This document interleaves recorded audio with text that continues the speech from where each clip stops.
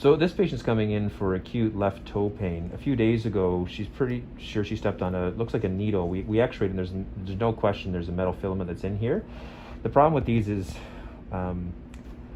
it's difficult in a three-dimensional space to make sure you're on the right line when it's buried like this. This is obviously where it went in, but depending on the angle it went off on, you can incise along one angle and you can sometimes not find it. So we want to make sure we have good freezing. So this has all been frozen, both a digital block and a local block with lidocaine. And this is not an infected field, so she shouldn't feel anything more than gentle pressure. And again, no pain when I do that? No. So essentially what we're going to do is we're going to cut down with the number 11 blade and see if we can sort of expose it and then take this out. So this is our number 11 blade here.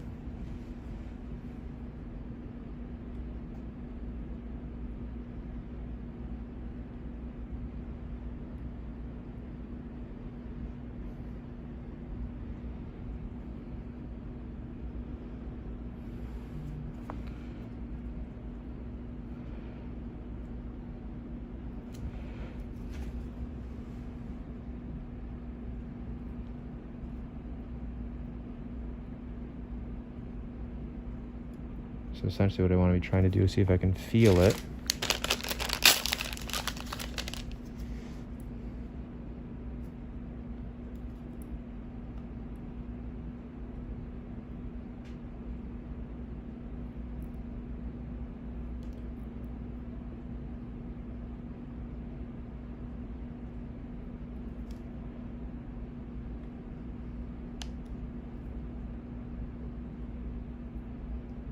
Not hurting when I do that?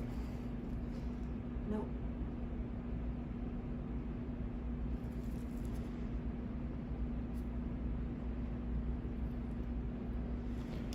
I can definitely, you can't see this, but I can feel I'm coming up against something metallic.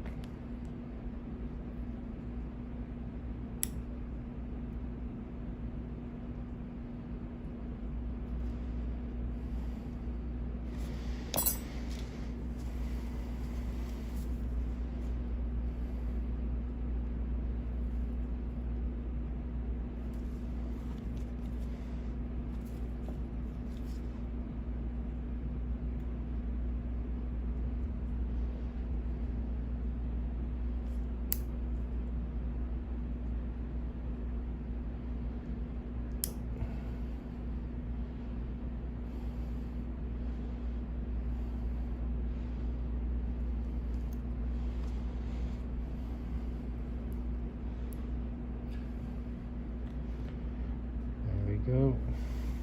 Just Wow.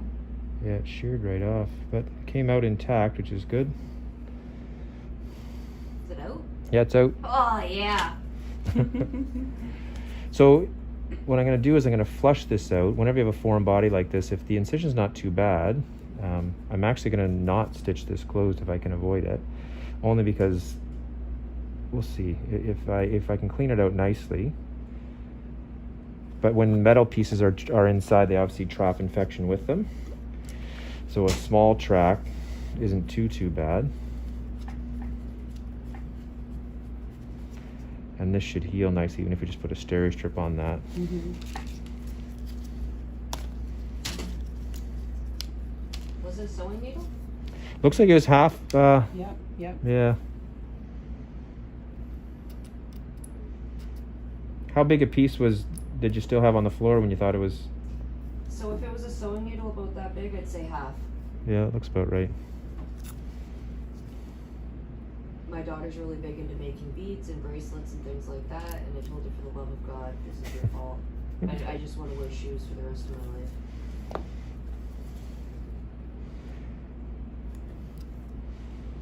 It's been a pretty wild week, to be honest. Like, I've stopped taking my meds for my back injury and my fibro, so I've been in a lot of pain. I was gonna say, yeah, it's gonna be a rough week for you. And then I twisted my ankle and fell down the ramp and smacked my head off the tile and bent my thumb backwards. Oh. And then my dogs got into a fight, and when I broke them up, I ended up getting puncture wounds in my hand.